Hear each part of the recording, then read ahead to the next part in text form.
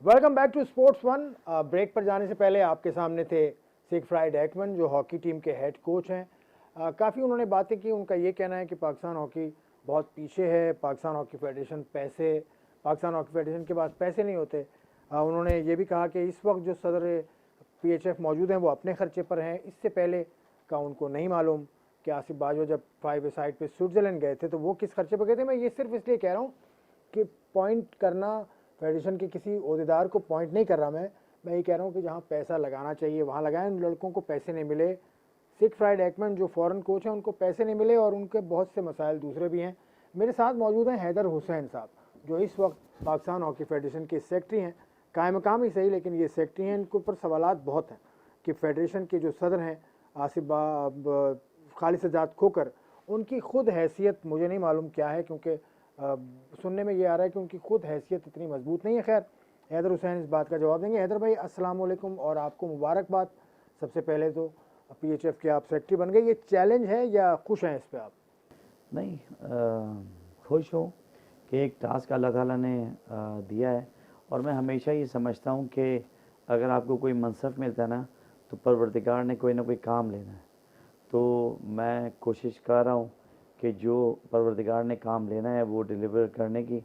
और बहुत सारे ऐसे काम पेंडिंग थे जो आए और फ़ौरन हो गए। तो ये शायद मेरे ख्याल से अल्लाह ताला ने यही काम लेने थे। और आगे देखिएगा कि बहुत अच्छा एग्ज़ाम है ब्रिगेडियर खोकर का, कि वो अभी इलेक्शन करा रहे हैं जो ड्यू हो गए थे।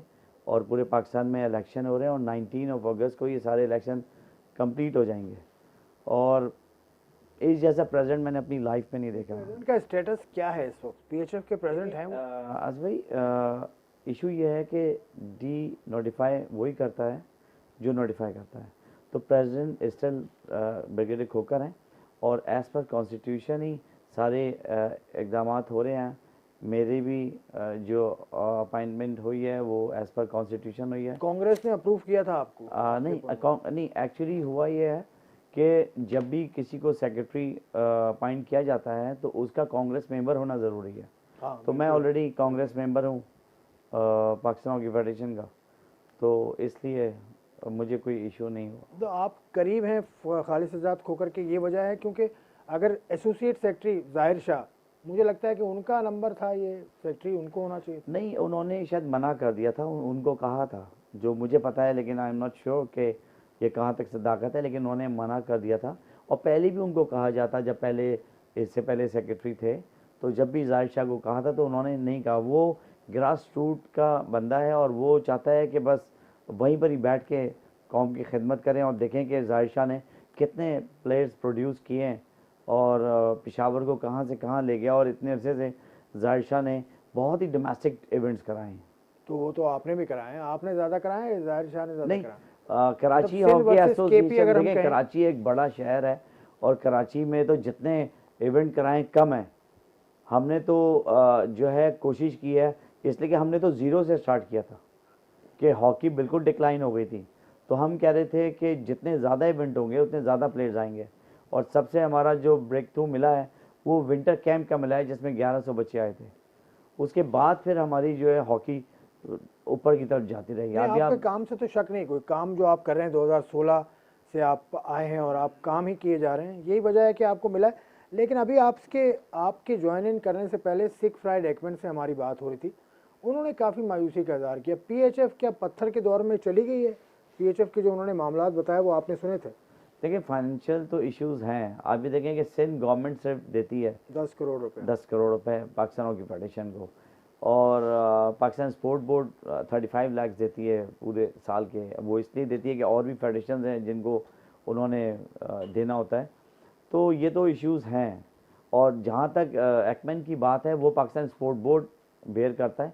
इसमें पाकिस्तान हॉकी फेडरेशन ने नहीं देने होते हैं। तो वो पाकिस्तान के ऊपर, फेडरेशन के ऊपर कोई बोझ नहीं है। कि पाकिस्तान हॉकी फेडरेशन या स्पोर्ट्स बोर्ड की तरफ से पैसे तो उनको मिल नहीं रहे, उन्होंने आपके हाँ, सामने वो बताया। वो अभी मैं जब गया हूँ तो मैंने लेटर लिखा है पाकिस्तान स्पोर्ट बोर्ड को, इसलिए कि अभी जो बहुत पैसे जो दिए हैं, थोड़े बहुत जो दिए हैं, वो पाकिस्तान हॉकी फेडरेशन ने दिए हैं। तो हमने ख़त लिख दिया है पाकिस्तान स्पोर्ट बोर्ड को, तो वो जल्दी रिलीज़ हो जाएंगे। तो अब आगे प्रॉब्लम्स नहीं होंगी और इंशाल्लाह। इनका आने का क्या मसला है? ये पाकिस्तान में आते हैं सिंगल एंट्री वीज़ा पे, अभी तक इनका मसला हल नहीं हुआ। वो फॉरेन ऑफिस करेगा या पीएचएफ करेगी या पीएसबी करेगा? मैं ये जाके देखता हूँ। अभी तो मैंने अभी सुना ही है कि सिंगल एंट्री, इनको मल्टीपल एंट्री होनी चाहिए। ये हमेशा सिंगल एंट्री मिली है। हम लोग भी जब लीग खेलते थे तो हमें भी मल्टीपल एंट्री मिलती थी। तो अब ये देखता हूँ कि कहाँ ये प्रॉब्लम्स है, तो इंशाल्लाह कोशिश करूँगा कि इसको सॉल्व करूँ। और जो उन्होंने कहा कि आपके जो सदर हैं इस वक्त वहाँ मौजूद हैं, लेकिन वो उन्होंने कह दिया कि खालिद आज़ाद खोकर साहब अपने खर्चे पर गए। तो इतना अमीर होता है एक पीएचएफ का प्रेसिडेंट? नहीं जी, वो माशाल्लाह से पहले ही बैकग्राउंड उनका बड़ा स्ट्रांग है। और दूसरा, ये मेरे ख्याल से 4 साल हो गए इनको कहीं पाकिस्तान टीम के साथ कहीं गए नहीं हैं। और इन्होंने जो है, जैसे एकमैन ने भी बोला कि ये अपने खर्चे में गए, और मैंने भी जब मैंने चार्ज लिया है उसके मेरे ख्याल से 1 दिन पहले ही गए, तो मैंने जो देखा उसमें भी कोई इन्होंने कोई भी टिकट या किसी चीज़ की कोई चीज़ ब्रिगेडियर खोकर ने और मंजूर जूनियर नहीं ली। इसलिए कि मंजूर जूनियर पीआईए में अभी ये न्यूयॉर्क भी गए हुए थे और हाँ, वो कनाडा तो भी है। गए हुए थे। तो बेटा रहता तो है हाँ, उनका और वो पीआईए में भी है, तो उनके टिकट तो फ्री हैं। तो मंजूर जूनियर भी अपने उस पे गए। और हॉकी के जो प्लेयर्स को पैसे नहीं मिलते, इसका क्या हाल है? ये तो 2010 में जब जीता था पाकिस्तान ने एशियन गेम्स, उस वक्त से पैसे नहीं मिल रहे, या उससे पहले से पैसे नहीं मिलते? नहीं, ये भी मुझे पता लगा है कि उनकी कुछ अमाउंट रहती है प्लेयर्स की। मैं भी कोशिश कर रहा हूँ इंशाअल्लाह भी ब्रिगेड होकर आ जाएं, तो इस पे सारी बातचीत करनी है कि सबसे पहले हमने खिलाड़ियों को बिल्कुल जो पैसा उनका बनता है वो सबसे पहले देना है। बिल्कुल। आज भाई थोड़ा टाइम लगेगा। खोकर साहब ने जब भी किसी पे ट्रस्ट किया तो पूरा ही 100% ट्रस्ट किया। और अभी जितने भी मैं काम कर रहा हूँ तो उनके इल्म में ला के कर रहा हूँ, और उन्होंने किसी काम को भी मना नहीं किया। तो इंशाल्लाह ताला कोशिश करेंगे कि प्लेयर्स को प्रोफेशनलिज्म लेके आएँ, इसमें ग्लैमराइज लेके आएँ और हॉकी को ऊपर उठाएँ। मेरा तो स्टांस यही है कि जब भी मैं ग्रास रूटर हूँ, ग्रास रूट से मैंने बिल्कुल ज़ीरो से स्टार्ट किया था। तो मेरी कोशिश ये थी कि प्लेयरों को ज़्यादा से ज़्यादा पैसा मिले। हमारा इंटर डिस्ट्रिक्ट जो हम कराते थे, जो हमने फर्स्ट डीजी रेंजर्स कप कराया था, उसमें हमने 500,000 रखे थे। तो ये डिस्ट्रिक्ट में कभी भी नहीं हुआ था इतना पैसा।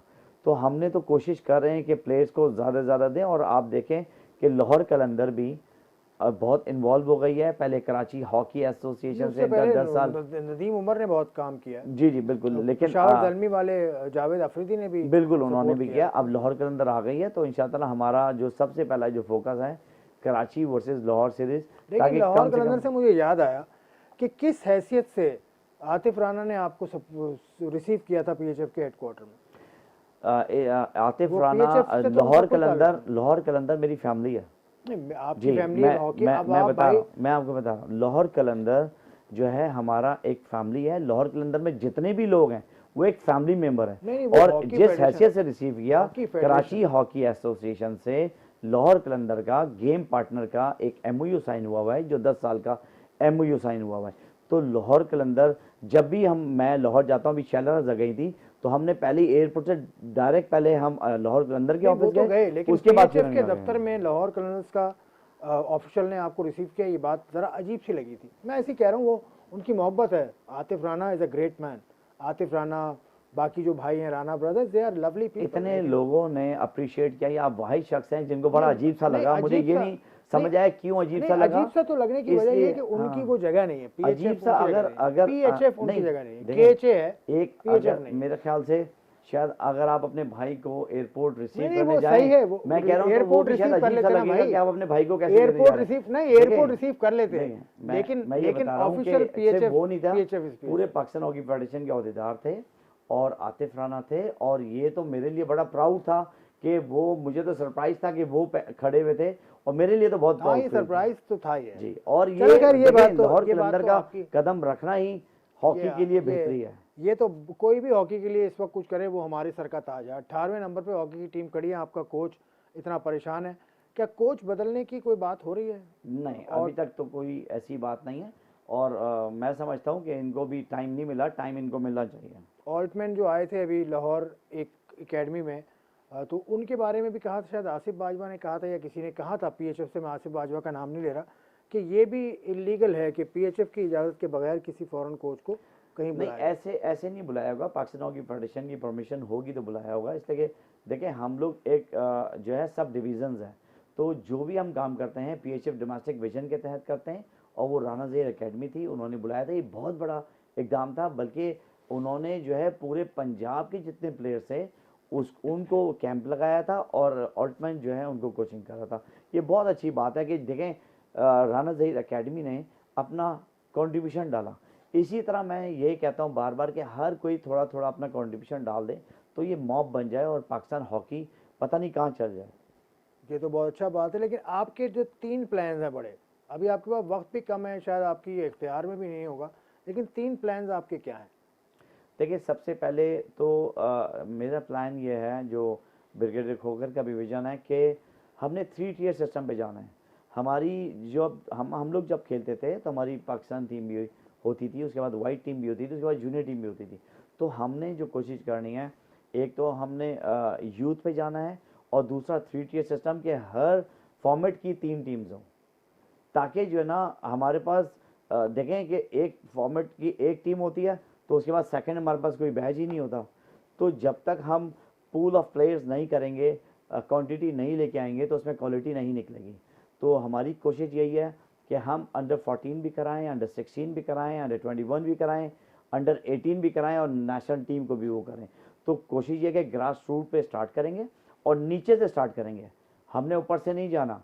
अभी जैसे लोग कह रहे थे कि एक्मैन है तो टीम हार गई, तो उसको थोड़ा टाइम तो देना। टाइम अभी उसको कितना टाइम हुआ है एक्मैन को?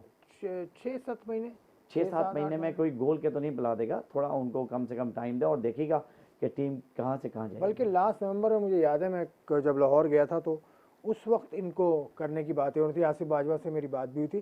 खैर एक ब्रेक लेते हैं, ब्रेक के बाद मजीद बात करूंगा ख़वातीन हॉकी पर, और उसके अलावा ग्रास रूट पर कोचेस नहीं है, ये एक्मैन ने भी कहा। हैदर हुसैन इस पर क्या कहते हैं, इस ब्रेक के बाद।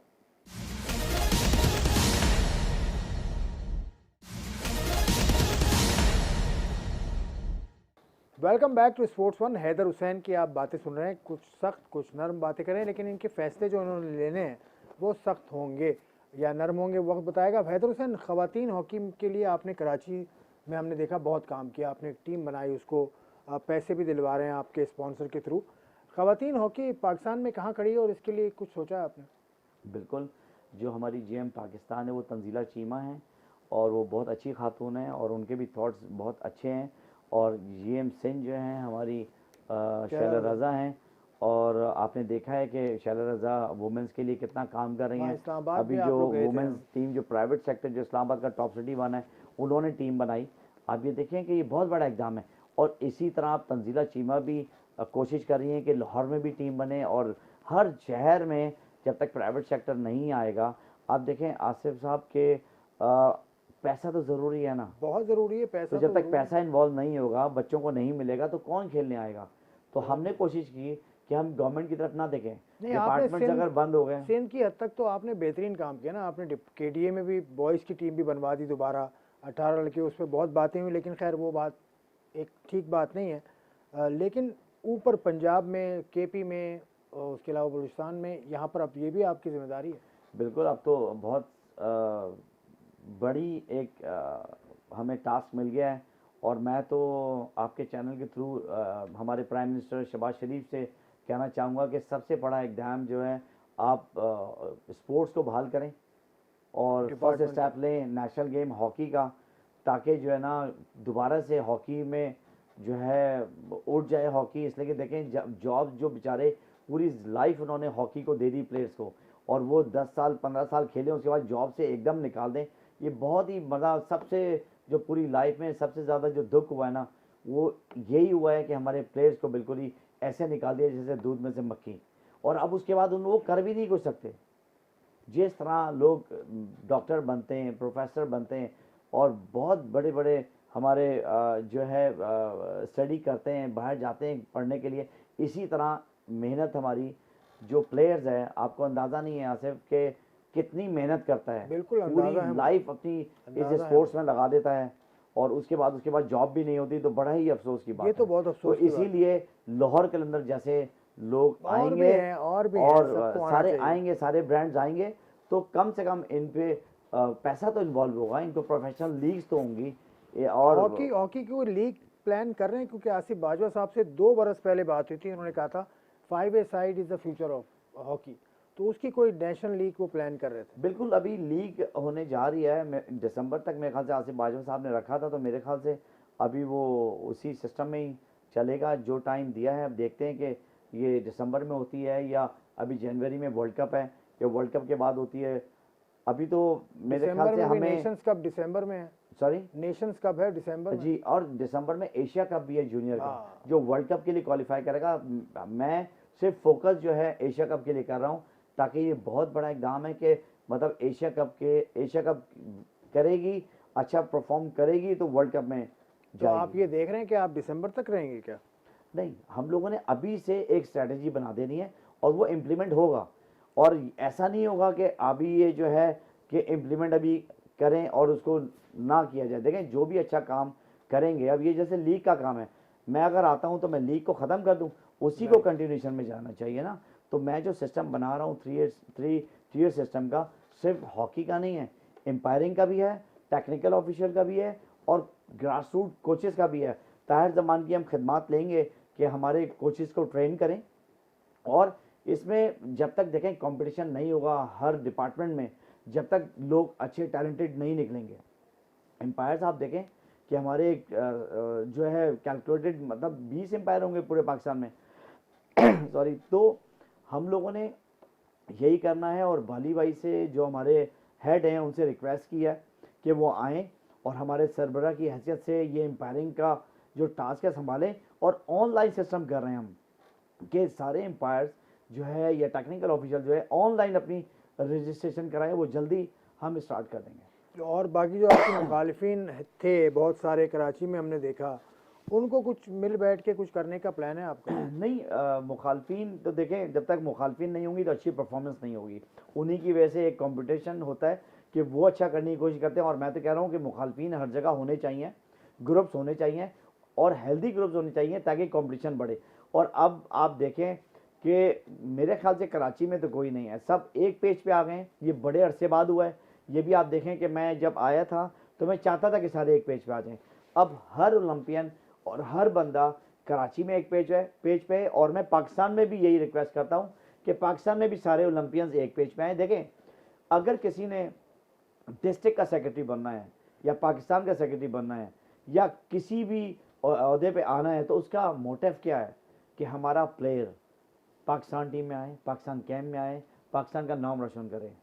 तो मैं ये समझता हूँ कि अब वो वक्त है कि सिर्फ लोग फोकस करें कि बच्चे निकालें अपने एरिया से और वो पाकिस्तान टीम को डिलीवर करें। देखें, अगर आपके दौर में कराची से लड़के नेशनल टीम में शायद ही कोई गया, अभी शाहजेब अभी गया है, वो भी खेला नहीं था, अभी फिर शाहजेब साथ है। तो ये आपको इस चीज़ के पीछे कोई परेशानी नहीं होती कि कराची में इतनी मेहनत कर रहे हैं, लड़का टॉप पे नहीं जा पा रहा? नहीं, आसिफ, लड़के वो मेहनत नहीं कर रहे कराची के जो करनी चाहिए।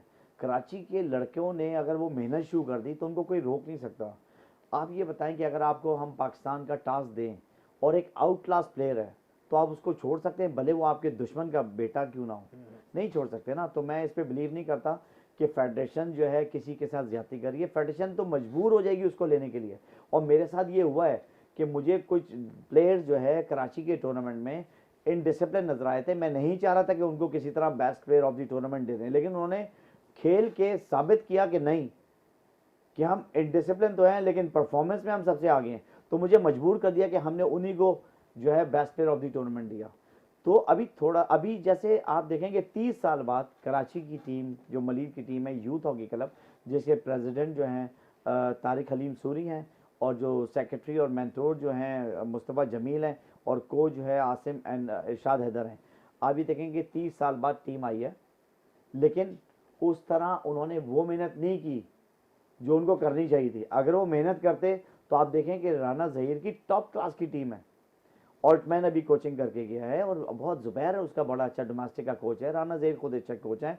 उससे 2-1 का रिजल्ट मैं समझता हूँ कि ये विन ही है कि कराची के बच्चों ने इतनी नई मेहनत करके, राना ज़हीर की टीम ने बहुत मेहनत की है, कंटिन्यूएशन में इवेंट्स खेले।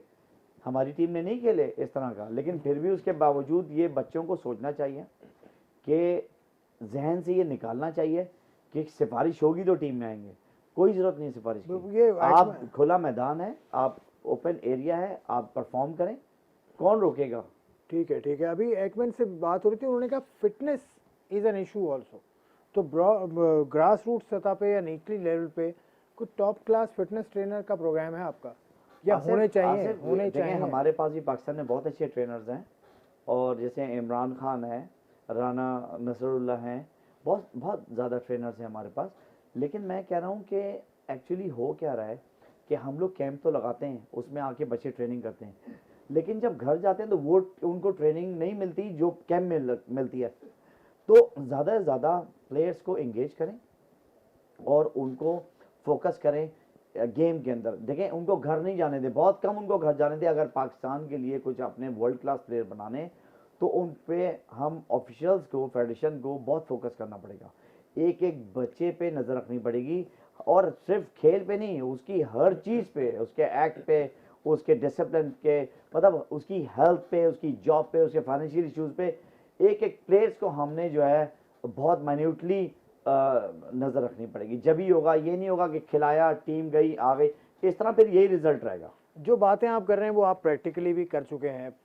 कराची हॉकी एसोसिएशन को आपने बहुत ऊपर पहुंचा दिया। वहाँ हनीफ खान का किरदार हमें बड़ा नज़र आया, लेकिन हनीफ खान आपके साथ पीएचएफ ऑफिस में नज़र नहीं आया, आप लेकर नहीं गए? एक्चुअली हनीफ खान जो है यहाँ पर कराची में थे, और मैं उधर लाहौर गया था, और वो कोशिश करते हैं कि आउट ऑफ सिटी ना जाए।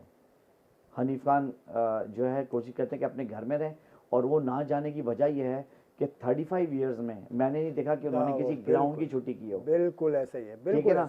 जितने दिन ये कराची में, पाकिस्तान में रहे, तो वो एक एक दिन जो है ग्राउंड आते हैं, और जब ग्राउंड नहीं आता तो आपने देखा है, अगर मछली को तालाब से निकाल दो जो तड़पती है, वो ये हाल होता है, और हमारा भी बुरा हाल कर देते फिर वो।